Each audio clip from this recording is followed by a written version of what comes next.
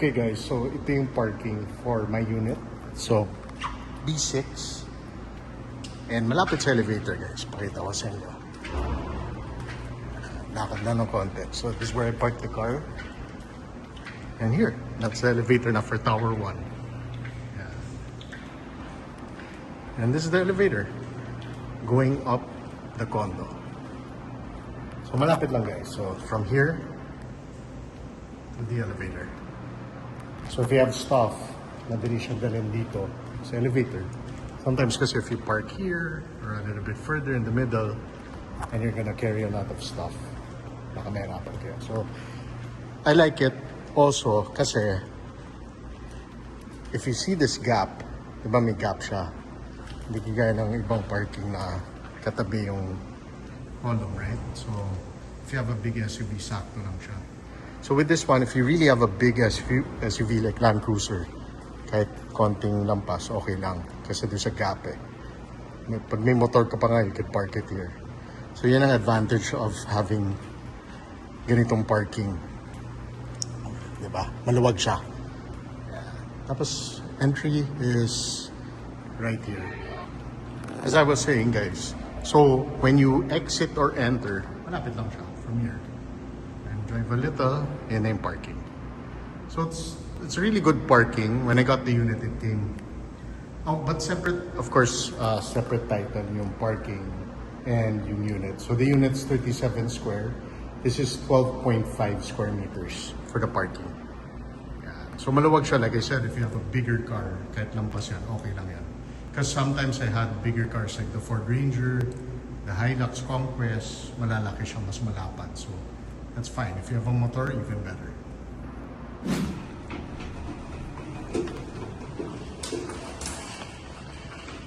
So from the elevator, guys, to the unit, lapit lang.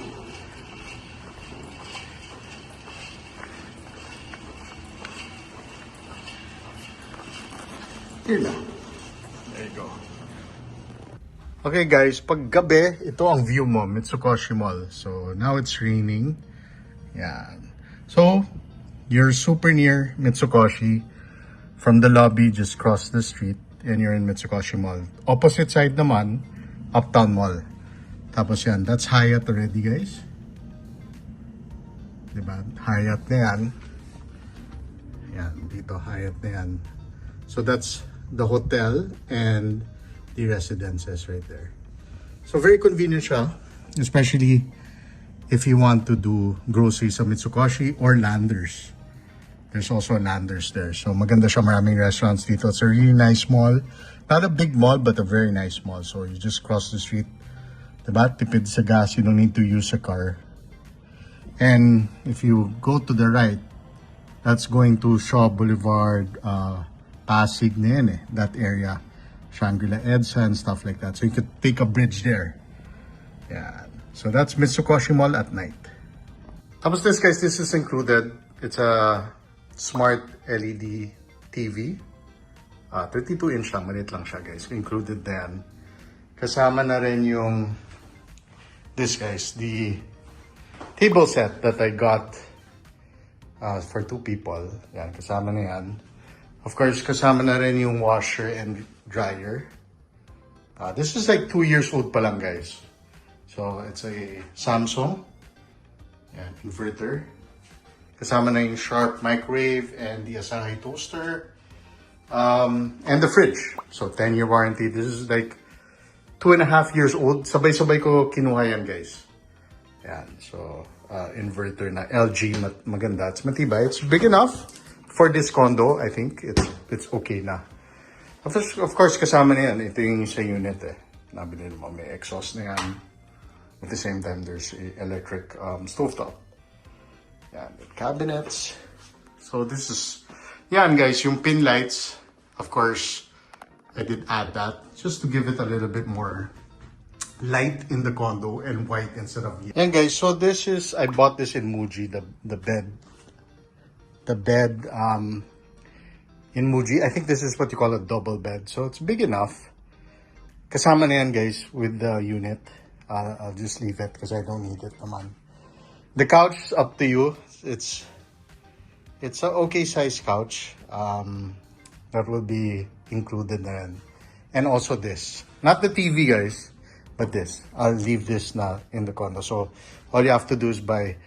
This one is a 65-inch, so you know nakasha. Or even bigger. Depende sa stand. But yan. So that will be included as well. It has 2 air cons. 2 carrier split type aircon. And yeah, then the bathroom, of course. Natin yan. So yung bathroom, when I bought the unit, I did replace the toilet kasi I didn't want the original toilet. I like this toilet, so I replaced that toilet. Tapos nagdagdag lang ako ng mga handles for soap and shampoo. But everything's original. Yeah, so that's the bathroom.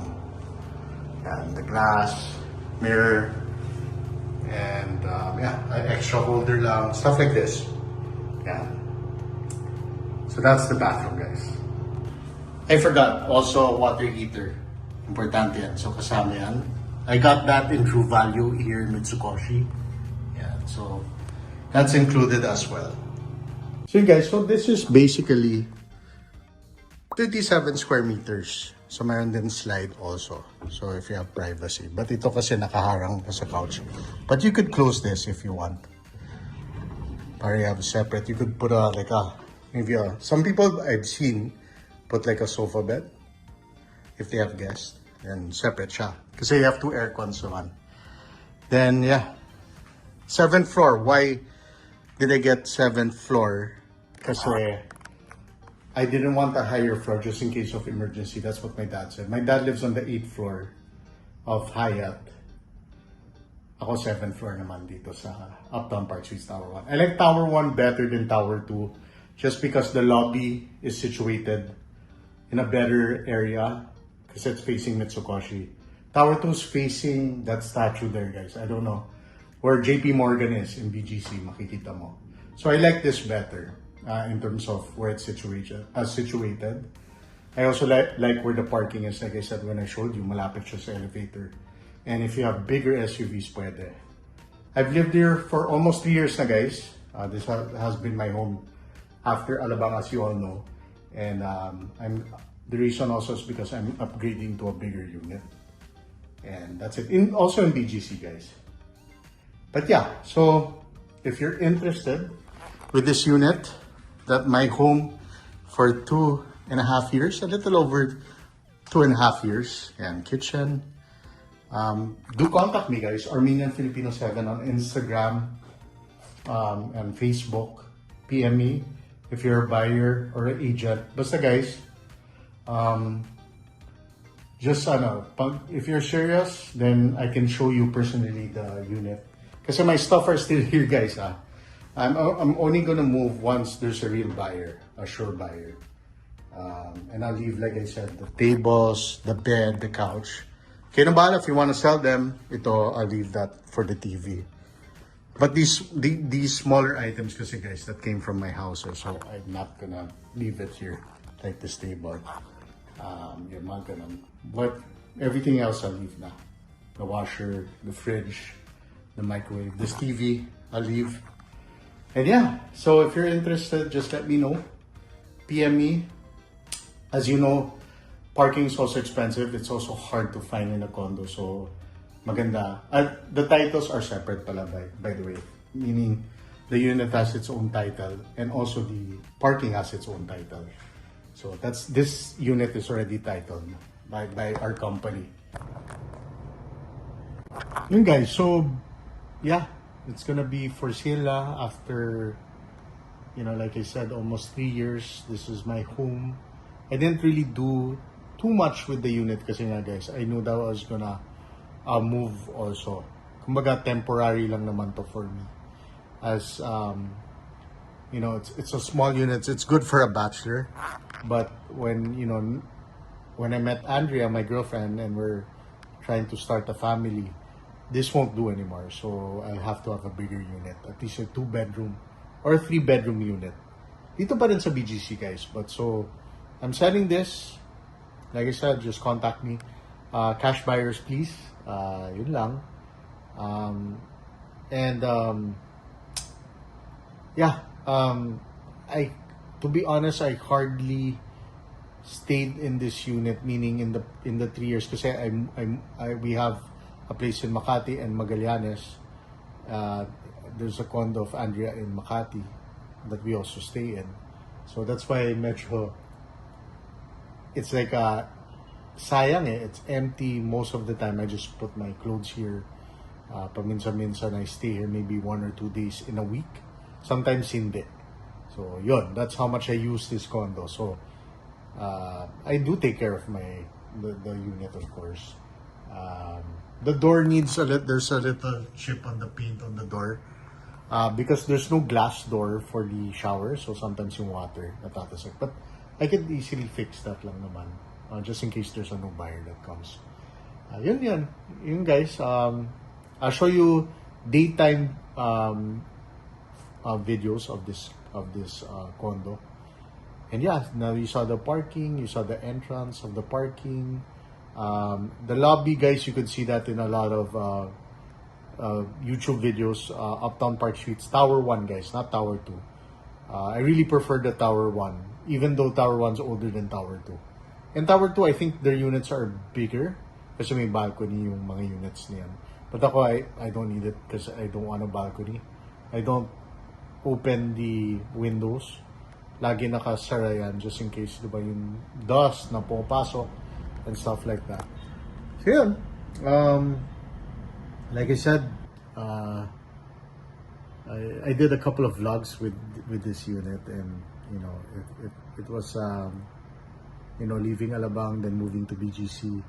My life really changed in terms of how I manage myself, because I started living alone na, like, you know, no more maids. My dad's not there, my sister's not there. Of course, nag-downsize talaga from a pretty big house in Alabang to a smaller, way small condo. But ako, to be honest, I was okay kasi my dad lives right next door lang naman, next building, so it was near lang. At the same time, it also made me realize that you really don't need a big space, especially if you're a couple or a single person. It's good to start small muna. Then when you have a family like me, when me and Andrea are really on that stage already, we're trying to have a family, we need a bigger place. So this served its purpose already, and I'm happy with it. I'm happy that I lived here. Okay community, okay. I've been friends with the security, the doorman dito, the desk people dito, and of course yung nagmamanage ng condo unit dito is when I get my sticker and stuff like that. If there are discrepancies with bills, yung mga ganun. But they've been very friendly and very helpful, and I do appreciate that. Of course, being as relatively new condo, Uptown Park Suites is only how many years old pa lang? Feeling ko nasa 4 years old pa lang tong building na to. So, relatively new, diba? So, of course, kumbaga, they had to adjust in terms of management. Some people didn't like it. Ako naman kasi, I don't really complain as long as the unit was okay. There was a couple of hiccups. I never had leaking problems or stuff like that. Wala naman. With this unit has been A-okay in terms of that. So, I guess I'm lucky in that department. But yeah, guys, 7th floor. The reason why 7th floor also because of my Armenian Filipino page, which is Armenian Filipino 7. As if you're asking, I used to play for LaSalle, and that's my jersey number 7. So that's also why 7th floor. So, diba? Nag-swerte lang na when I got the unit, buti pala it's facing Mitsukoshi, because if it's facing the other side, guys, which is Uptown Parade and Uptown Mall, it gets noisy, especially on nights when there's clubs. Kasi may club dun sa Uptown Parade. Medyo maingay. In this side, hindi. Kasi Mitsukoshi Mall is really, it's a small mall, so it's not noisy at all. Even in the daytime, you hardly hear. Of course, you hear cars pag nata-traffic ng konti dito. But that's about it. I like it. I like where it's situated on this side. More than that side. So yun guys, I hope if you're interested, like I said, just PM me please. Cash buyer only. I bought this, I fully paid this condo. So, and it's already titled. I made sure na the title was transferred to me. Diba? So, importante yun guys, na may title ka. Parang ako, ayoko nang bibili ako ng condo na walang title. Kasi sometimes matagal galing sa developer. Matagal ibigay yung title sa unit owner. It takes a while. Yun lang, di ba? I guess because also it's a lower floor, mauna talaga yung title sa lower floors. So yun. So anyway, this is the vlog. And when I move to a newer unit, I will vlog that for you guys. So take care, God bless. And yeah, I'll see you in my next vlog. Bye.